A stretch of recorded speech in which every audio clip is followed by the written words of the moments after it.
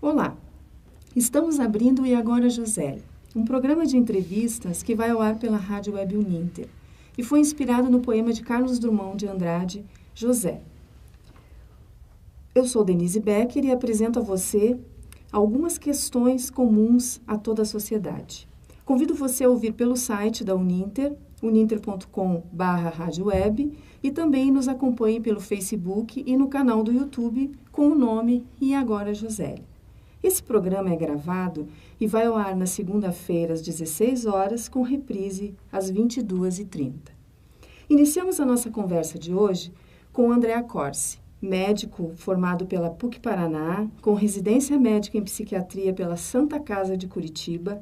Atualmente ele faz atendimento psiquiátrico ambulatorial na Clínica Porto Seguro, atendimento a crianças na Escola de Educação Especial 29 de Março e no consultório particular. André, muito obrigada por aceitar o nosso convite hoje e seja bem-vindo ao programa. Bom dia, Denise. Bom dia, ouvintes da Rádio Uninter. É um prazer estar aqui com vocês. O programa hoje aborda duas questões: a doença versus a mudança de hábitos, ou a doença e mudança de hábitos. São vários os fatores que contribuem para uma vida atribulada. A crise econômica do nosso país hoje é um exemplo disso. Ela chega nos nossos lares, nos relacionamentos, no trabalho, afeta todos os segmentos da sociedade. São os preços que não param de subir, o desemprego, o medo. Estas são algumas situações do nosso dia a dia que nos atingem em cheio e geram ansiedade, dúvidas, muitas vezes nos paralisam. Ficamos tristes e acabamos perdendo a esperança. Aí surge uma conversa com um amigo, com amigas, alguns fazem uso de medicação, alguns dizem que alivia, que conseguem dormir, que é uma maneira mágica de aliviar a tensão e que eles proporcionam uma boa noite de sono. Segundo dados da IMS Health, uma empresa que oferece informação, tecnologia e serviços para a área da saúde, relata que uma das classes mais vendidas de calmantes, com o princípio ativo clonazepam, que inclui o Rivotril, subiu de 17 milhões para 22 milhões. Também uma pesquisa recente divulgada pela Anvisa informa que os ansiolíticos foram as substâncias controladas mais consumidas pela população brasileira. Nossas questões hoje estão em torno disso. Será que tudo isso pode ser tratado como doença? Essas questões do dia a dia, as dificuldades que você enfrenta, a ansiedade, o medo, a tristeza, não só com a crise econômica, mas questões comuns a todos nós. Tomamos remédio porque estamos realmente doentes? Ou será que uma mudança de hábitos ajudaria nessa situação? Para esclarecer estas questões, o Dr. André conversa conosco. E eu gostaria de saber, André, que deve ser comum para você todos os dias receber no seu consultório pacientes que chegam lá esperando sair de lá com uma prescrição médica, pelo menos algum remedinho que vá trazer alívio para as questões deles. E eu quero perguntar para você, então, como é essa reação deles quando você não prescreve um medicamento? Pois é, Denise, isso é um fato, assim, nem todos os pacientes realmente necessitam de uma medicação, sabe? A reação que eles têm no consultório ao receber essa notícia de que não precisa da medicação, isso depende da expectativa que cada um tem em relação ao tratamento, sabe? Alguns pacientes reagem de maneira a se demonstrarem assim um pouco frustrados, porque chegam no consultório com aquela expectativa de querer uma pílula mágica, como você introduziu, né? De acabar com aquele sofrimento de maneira instantânea, né? E também muitas vezes até como um álibi para maneiras inapropriadas do paciente em lidar com as situações do dia a dia, né? E já outros pacientes ficam felizes em saber que podem mudar a maneira de pensar, a maneira de agir e até mesmo mudar seu estado emocional sem precisar de uma medicação, sabe? Muitas vezes as pessoas colocam a expectativa delas numa simples medicação. Uhum. E essa questão que a gente está levantando de que muitas vezes isso não é necessário. E de que forma, doutor, nós podemos evitar que essa ansiedade comum a todos nós, no dia a dia da nossa rotina, de que forma nós podemos fazer com que ela se torne menos grave? A gente pode fazer isso não deixando, né, com que o excesso de informações e nem aquela pressão por desempenho no trabalho ou aquela pressão de ter que enriquecer ou de ter que acumular dinheiro, que isso tome o centro das nossas preocupações, que isso não seja o foco principal da nossa vida, né? A psicoterapia, entre elas a cognitivo-comportamental, ela pode auxiliar o paciente a relativizar as coisas, né? Levando a questionar se tal pensamento, tal pensamento, tal crença que o paciente tem merece tanta preocupação? Será que merece? E também saber priorizar o que é realmente importante na vida dele. E, doutor, você indica, nesse caso, nessa busca de alívio das tensões e dessa ansiedade, priorizando as coisas na nossa vida, buscando uma vida mais saudável, né? Estando atento a isso, você indica algum tratamento alternativo para que nós possamos recorrer como opção de evitar essa ansiedade? Sim, em casos menos graves, como por exemplo na ansiedade, né, quando o paciente não tem muitos sintomas físicos, né, ou em episódios depressivos mais leves, sem um comprometimento importante da volição, a volição que a gente define como a capacidade de praticar uma ação, a capacidade dele de reagir, a psicoterapia associada à mudança nos hábitos de vida, ela pode proporcionar resultados muito bons, né, e muito eficientes e muito concretos no controle dos sintomas. E a psicoterapia, ela inclui quais opções seriam indicadas na psicoterapia como para nós recorrermos a ela? O que você indicaria? Isso depende, é caso a caso, né? Por exemplo, um paciente mais ansioso, com crenças distorcidas, né? Com preocupações excessivas, a terapia cognitivo-comportamental ela se mostra mais eficiente, né?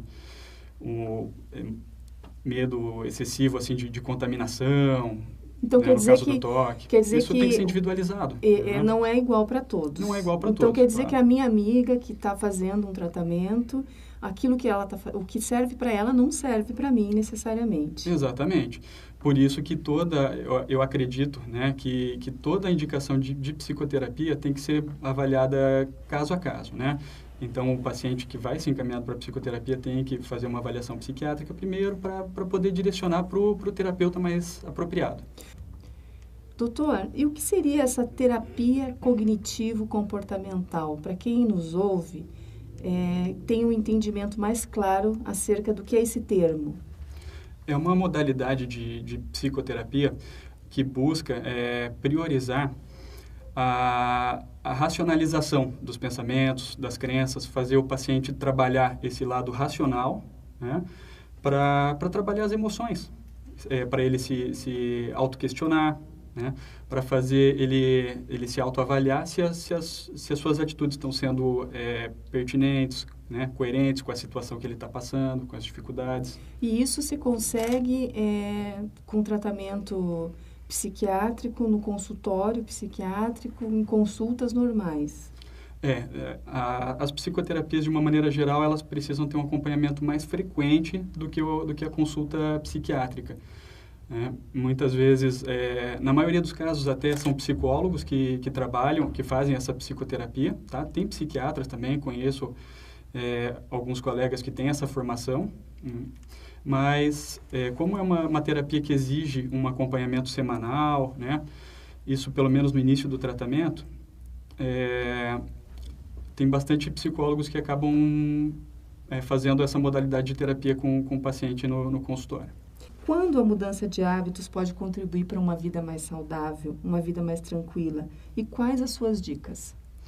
Sim, realmente. As mudanças de hábitos elas são essenciais para se tentar minimizar o nível de ansiedade, né? Os hábitos nada mais são do que uma rotina, né, que nós vamos criando e internalizando mentalmente ao longo do tempo, né? Esse comportamento ele passa depois de um tempo a ser automático, né, como por exemplo acordar, dar uma ou duas sonequinhas no despertador, né, tomar banho, se arrumar, comer, ir ao trabalho.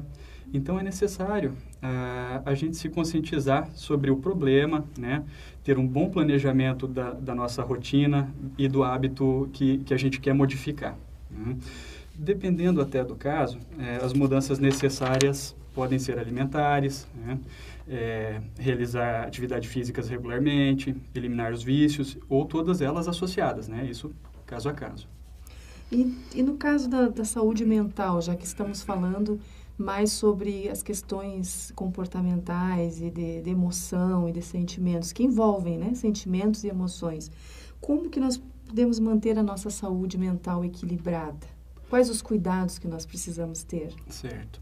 Para manter a saúde mental em pleno equilíbrio, né, a gente tem que melhorar a forma de pensar, né, evitar aquele negativismo, aquele pessimismo, né, excessivo, relativizando esses medos, né, a gente tem que fazer o que gosta de fazer, né, ter uma satisfação na vida profissional, pessoal, ter um hobby, fazer atividades físicas, praticar esportes, né, ter hábitos saudáveis, sair com os amigos, estar próximo da família, ter um tempo livre para si e, claro, o trabalho é muito importante, mas lembrar que o trabalho também não é tudo, né? E, doutor, você que atende muitas pessoas, observa isso nelas. Quais as principais queixas delas quando elas chegam para você no consultório? Relacionando ao que nós estamos falando aqui das dicas, eu creio que muito disso você deve ouvir no consultório. As queixas, quais as queixas comuns dos seus pacientes? Pacientes chegam em geral dizendo que as coisas não estão fáceis, né? Que têm sofrido com muita pressão, metas a cumprir, principalmente o pessoal que trabalha com vendas, né? Então, o paciente chega em casa e não consegue separar aquela pressão do trabalho da vida em casa, né? A vida com a família, a vida pessoal, a vida com os amigos, e a pessoa acaba levando aquele sofrimento pro dia a dia na vida pessoal também, né? A pessoa vai deitar à noite, não consegue se desligar daqueles pensamentos, por exemplo, né? No final de semana, ela se pega pensando o tempo todo, o que eu vou fazer durante o meu expediente de trabalho para melhorar, para vender mais, para produzir mais, né? Então, essa pressão, né, não só nesse caso, mas eu estou relativizando para poder facilitar o exemplo. Sim, né? um exemplo. A pessoa acaba somatizando, né, tudo, não separando uma coisa da outra. O que é trabalho, o que é lazer, o que é família. Com certeza. Quando a pessoa começa a levar isso para o dia a dia dela, né, o próprio organismo, numa resposta fisiológica, começa a aumentar os níveis de adrenalina, de cortisol. E aquele estresse, ele pode provocar realmente sintomas físicos, né? Pode alterar a acidez estomacal, a pessoa pode começar a ter dores pelo corpo, dores tensionais, sabe? Dores de cabeça. Então, aquela dorzinha que aparece na coluna, aquele incômodo, dor de cabeça. Exatamente. Tudo isso gera, né, fatores no nosso corpo, fisicamente a gente acaba sentindo essas coisas, né? E aí, quando nós devemos tomar remédio? Qual o parâmetro para sabermos que precisamos realmente de uma busca especializada? Precisamos ir a um psiquiatra para que ele possa prescrever uma medicação. Quando o medicamento se faz indispensável?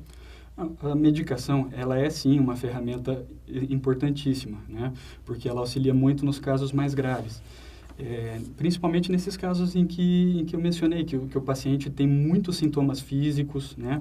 Aquela ansiedade extrema, que o paciente é incapaz de se desligar, né? Mesmo que tente, não consegue, ou que o paciente está gravemente deprimido, né? Que ele tem uma baixa volição, que é aquela capacidade que eu defini, que a baixa volição, a pessoa fica simplesmente incapaz de agir, de tomar uma atitude, né? Então, nesses casos, é realmente importante. A medicação, como um arsenal no tratamento, ela auxilia, assim, num grande percentual de casos. Então, é importantíssimo, né, também o acompanhamento psiquiátrico quando o paciente está em uso dessas medicações, porque também elas nem sempre podem fazer aquele efeito desejado, sabe? As medicações, às vezes, podem ter reações, efeitos adversos, então o paciente vai surgir muitas dúvidas que precisa ser sanada com o médico, né? Então, isso que eu ia perguntar. Eu fui no consultório, peguei a minha receitinha, saí de lá feliz, vou tomar o meu remedinho e nunca mais apareço. Isso também não posso ter essa atitude, isso está errado. Com certeza, com certeza. Porque dentro do arsenal farmacológico do médico psiquiatra, tem medicações que podem levar a um certo grau de dependência, né? Muitas vezes é muito mais prático ir ao clínico, renovar a receita da medicação com o clínico, do que ter que voltar com o psiquiatra. Às vezes tem um clínico ali no postinho do lado de casa, você vai lá, renova a receita e fica tomando a medicação anos, né? Só que o que o paciente muitas vezes não percebe é que a médio e longo prazo, o organismo dele vai ficando resistente a esta medicação. Ou seja, cada vez o paciente vai precisar de uma dose maior daquele medicamento para fazer o mesmo efeito. Então, por isso que é necessário o acompanhamento médico psiquiátrico, né, especializado, para poder identificar o tempo certo pelo qual o paciente vai ter que usar aquela medicação, né, determinar bem aquilo. Depois de um tempo em tratamento, se é observado que o paciente está tendo uma boa resposta, está aprendendo a lidar, está sabendo reverter melhor os fatores que estão levando ele a desenvolver a ansiedade ou a depressão no dia a dia, a gente marca um prazo para o paciente começar a descontinuar a medicação e vai observando como é que vai ser a progressão dele sem o remédio. E no caso, eu tenho a prescrição de uma medicação psiquiátrica, de uso psiquiátrico, eu posso continuar minha vida normal, relacionar medicamento, eu posso ingerir uma bebida alcoólica, ou tenho que ter cuidados com relação a isso também? Tem que ter um cuidado total em relação a isso, né? A medicação é uma coisa muito, muito séria, né? Não significa... Hoje as medicações, elas são muito mais seguras do que as medicações de antigamente, né? Mas mesmo assim também a pessoa tem que tomar cuidado com ingestão de bebidas alcoólicas, tem que observar os efeitos adversos nos primeiros dias, se não vai estar alterando a capacidade para dirigir, para operar máquinas. Então tem que ter todo um cuidado especial, realmente. E, doutor, podemos observar então que se faz necessário esse acompanhamento e esse cuidado e receituário médico de um médico especializado, que no caso é o psiquiatra. Essas medicações que são comumente usadas, muitas vezes as pessoas têm acesso a medicações sem a prescrição. Isso não é aconselhável. Com certeza, não é aconselhável, porque as medicações, além de terem esse risco de causar dependência, né, elas têm também um risco, né, de fazer um efeito paradoxal, né, que por exemplo, você está usando uma medicação para ficar mais calma.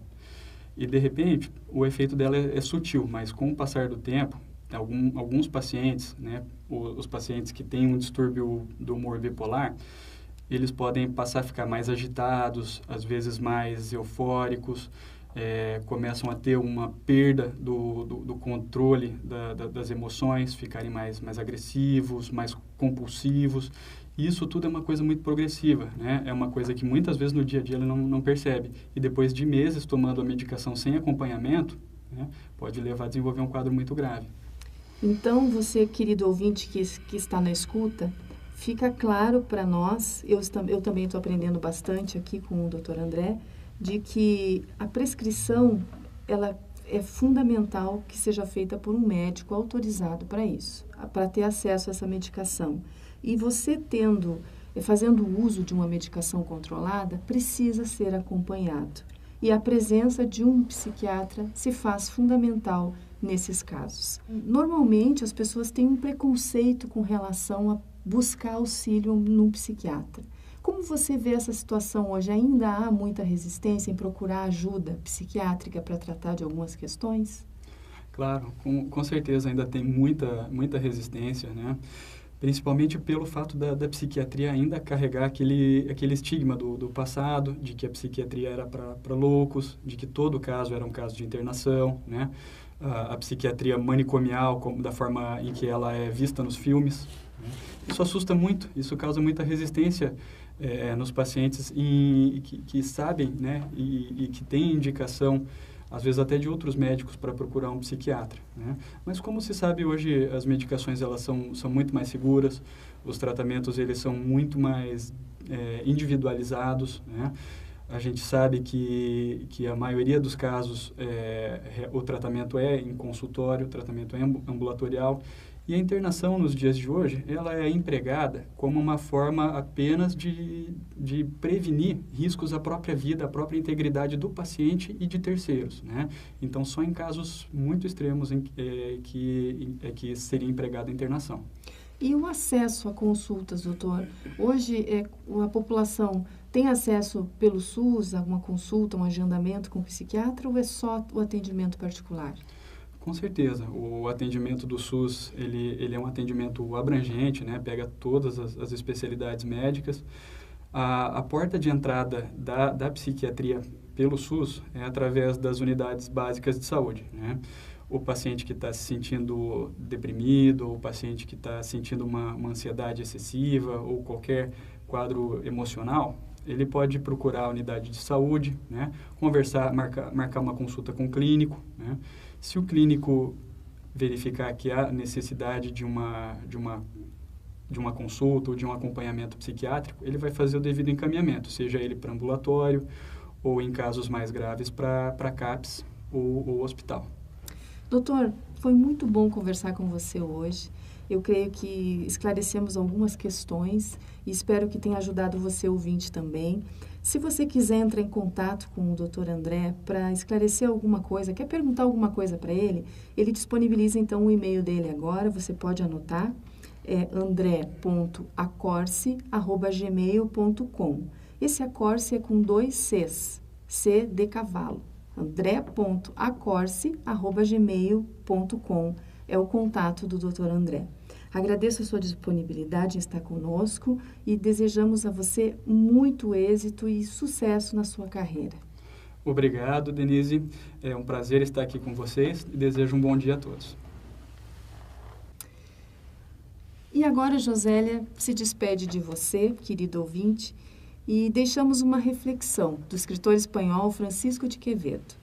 Nunca melhora o seu estado quem muda só de lugar, mas não de vida e hábitos. Lembrando que agora a Josélia contou com o Juliano e a Camila na mesa técnica, fotografia Letícia Costa, o canal do YouTube o Arthur Neves e a Jussara Andrade. Apresentação Denise Becker.